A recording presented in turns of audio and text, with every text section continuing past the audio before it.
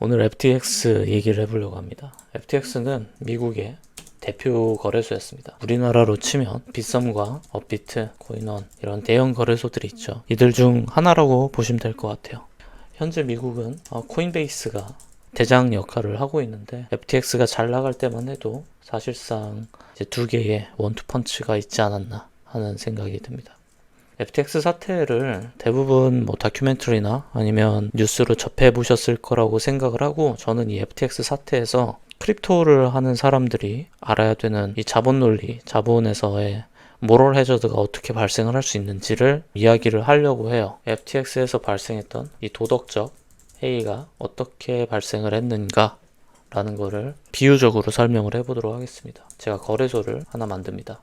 상훈 코인이라는 거를 발행을 했다라고 해봅시다. 개당 100원짜리 코인을 발행을 했습니다. 여러분들이 저를 신뢰해 주셔서 이 상훈 코인을 많이 샀다라고 해봅시다. 그래서 가격이 1000원까지 올라갔어요. 떡상을 한 거죠. 그런데 1000원까지 가고 나서 코인의 가격을 어떻게 하면 더 올릴까? 어떻게 하면 더 끌어올릴까 고민을 했습니다. 그래서 자산운용사, 투자사 하나를 만들어서 자금을 유치를 합니다. 한 1000억 정도를 투자를 받았다고 해봅시다. 근데 여기 있는 이 1000억이라는 큰 돈을 가지고 제 코인을 사버리는 겁니다. 1000억이라는 돈을 가지고 제 코인을 사버려요. 그래서 이미 10배나 올랐는데 이 1000억을 갖고서 상훈 코인을 사버립니다. 그럼 어떻게 될까요? 비정상적으로 가격이 더 오르게 되겠죠?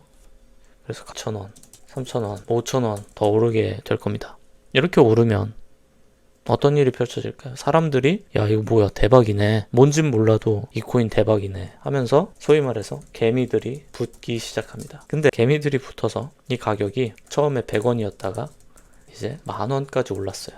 그리고 제가 만든 상훈 투자 회사는 1000억 원이라는 돈을 가지고 뭘 샀습니까? 상훈 코인만 산 거예요. 포트폴리오를 까보니까 상훈 코인만 있는 거예요. 그 말인즉슨 이 코인을 팔지 않으면 여기에 있는 돈이 수익이 생기지 않겠죠. 근데 어떻게 또 할 수 있느냐? 1000억 원을 주고서 상훈 코인을 샀을 때의 시세 가격이 1000원이었어요. 근데 지금 10,000원이 됐잖아요. 10배의 가치 상승이 됐단 말이에요. 그러면 이 상훈 투자 회사는 원래는 1000억 원이라는 현금성 자산이 있었다가 지금은 평가 자산이 얼마가 됐습니까? 1조 원이 된 거죠. 1조 원으로 급상승을 해버리겠죠. 그러면은 제가 이제 여러분들한테 세일즈를 하는 겁니다. 여기 초기 자본을 투자한 사람들이 있을 거잖아요. 여기에 여러분이 상훈 투자 회사에 100억을 투자해서 10%의 지분을 가지고 있다고 해봅시다. 여러분들이 100억을 투자했어요. 그러면 여러분들의 지금 평가 자산은 1000억 원으로 떡상을 했죠. 그러다 보니까 자산이 10배가 됐다라는 소식이 주변에 막 퍼지기 시작할 거고요. 그러다 보면은 여기에 더 많은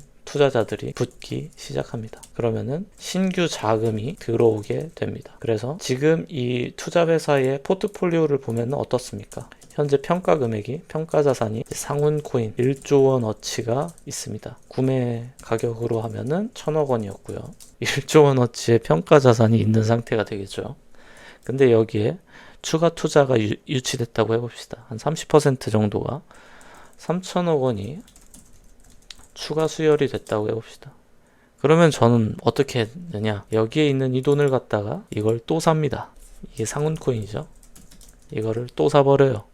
그러면 이걸 사서 가격이 더 오릅니다. 20,000원까지 갔다고 해봅시다. 그러면은 여기에서는 구매 가격이 이제 10,000원이었죠. 10,000원짜리로 3,000억 원어치 산 게 이제 2배로 또 떡상을 하게 됩니다. 그러면은 이거의 평가는 이제 6,000억의 평가 자산이 될 거고요. 이건 1조 원이었다가 2배가 됐으니까는 2조 원이 될 겁니다. 그러면 총 평가 금액은 2.6조 원이 됩니다.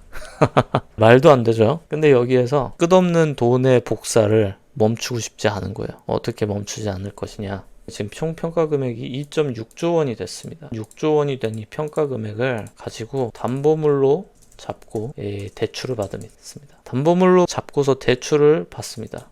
대출을 받았다고 해봅시다. 어림잡아서 한 1.6조 원 정도가 될 거예요. 이 60%의 대출을 받아서 저는 다시 상훈 코인을 또 삽니다. 그러면은 이게 4만 원이 됐어요. 4만 원으로 또 다시 2배로 떡상을 했다고 해봅시다. 그러면 1.66조는 2배 떡상했으니까 3.32 조가 될 거죠. 기존의 평가 금액은 2배로 떡상하니까 5.2조가 되죠. 이걸 두 개를 합하면은 8조 원이 되죠. 대출 1.66조를 빼도 계산이 조조하다 보니까 말도 안 되긴 하지만 어림잡아도 뭐 한 6에서 7조 원 정도가 되는 말도 안 되는 그런 계산이 되게 되는 겁니다. 지금 이게 말이 안 된다라고 생각하실 수 있지만 사실 이런 일들이 비일비재하게 생기는 곳이 크립토입니다. 크립토 시장이 금융 논리라고 하는 것을 이용해서 순환 담보 대출 등을 통해서 자신이 발행한 주식을 평가 금액을 끌어올리고, 정확히는 주식이 아니죠.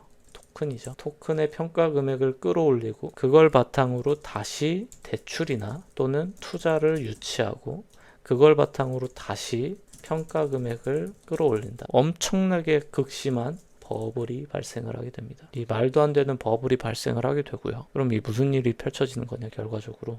가격이 계속 올랐을 때는 왜 올랐습니까? 매도보다 매수가 힘이 셌습니다. 그러다 보니까 가격이 상승을 했겠죠. 그리고 두 번째는 대부분의 물량을 제가 매수를 공격적으로 조 단위로 투자하면서 어떻게 됩니까? 기존에는 개인 투자자들한테 있던 물량들이 대주주 또는 투자회사라는 곳으로 물량이 이전되면서 차트를 원하는 대로 그릴 수 있게 된 겁니다. 소위 말해서 마켓 메이킹이 된 거예요. 다른 말로는 매매미라고 부릅니다. 그러다 보니까 가격이 극심하게 오르면서 버블도 만들어내고, 그 과정에서 평가 자산이 미친 듯이 올라가게 되니까 사람들 눈에는 이거 진짜 대단한 회사구나 라고 보일 수밖에 없는 거죠. 근데 이러다가 저 말고 어떤 분이 저희 회사에 투자했다고 해봅시다.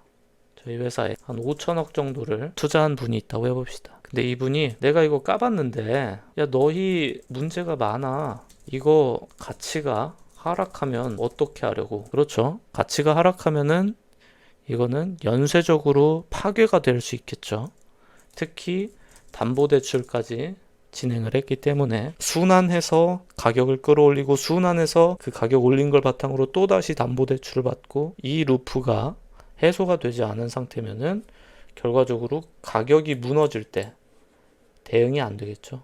그러다 보니까 5천억 정도 넣으신 분이 나 뺄래, 조심해라 다들, 이렇게 경고를 하게 됩니다. 그러다 보니까 사람들이 깜짝 놀라게 된 거예요. 야 이거 뭐야, 이거 실화야? 하면서 사람들이 아니겠지 하지만 이제 매도가 발생을 합니다. 계속. 그리고 제가 처음에 어떤 회사였죠? 거래소였습니다. 거래소와 투자회사, 이 두 개가 지금 섞여 있는 관계죠. 거래소에서 발행한 코인, 투자회사에선 그 거래소에서 발행한 코인을 사는 조건이었어요. 그러고 보니까 매도가 발생하고, 그래서 소위 말하는 뱅크런이 발생을 합니다. 그러다 보면 제가 발행했던 이 거래소 코인이었던 상훈 코인이 떡락을 하기 시작합니다. 그럼 무슨 일이 펼쳐질까요? 담보물로 나갔던 것들, 그리고 투자자들 다 충격에 빠지게 되는 겁니다. 그러다 보면은 이 가격이 떨어지고 또 떨어지고 또 떨어지고, 그래서 원래 시초가까지, 그리고 시초가보다 아래로 박살이 나버리게 되는 겁니다. 그럼 완전히 무너지게 된 거죠. 제가 이렇게 설명을 쭉 드렸는데, 거래소의 이름은 FTX고 당연하게도, 그리고 투자회사라고 불렀던 곳은 알라메다 리서치라는 곳입니다. 그리고 아까 5천억을 뺀 사람은 바로 이제는 바이낸스의 대표님이 아니죠. 이 바이낸스의 샹펑자오가 다들 조심해라 했던 겁니다. FTX에서는 FTT라고 하는 토큰을 팔았습니다. 거래소 토큰을 팔았고요. 그리고 알라메다 리서치라는 곳에서 아주 재미있게 이용을 했습니다. 그리고 바이낸스 같은 경우에는 FTX에다가 투자를 했지만 문제점들을 발견을 하고서 이제 팔 거다. 바이낸스를 지키기 위해서 나는 팔 수밖에 없다. 라는 그런 메시지와 함께 팔게 되고, 그리고 이 FTX가 지금까지도 크립토 시장에 엄청난 문제를 만들었죠. 그렇기 때문에 크립토 시장에 대해서 제가 갖고 있는 스탠스는 간단해요. 모럴 해저드, 도덕적으로 문제가 있는 금융적 파생 상품들, 그런 것들이 여러 가지 형태로 이제 숨어서 금융 논리를 따라서 사람들에게 수익을 가져다 주기도 하지만 또는 파멸을 가져다 주기도 합니다. 이 시장에서 이렇게 악의적이라고 할 수도 있을 만큼 가격을 끌어올리는데 여러 전략들이 쓰이고 있다 하는 점들을 알고 계셨으면 좋겠습니다.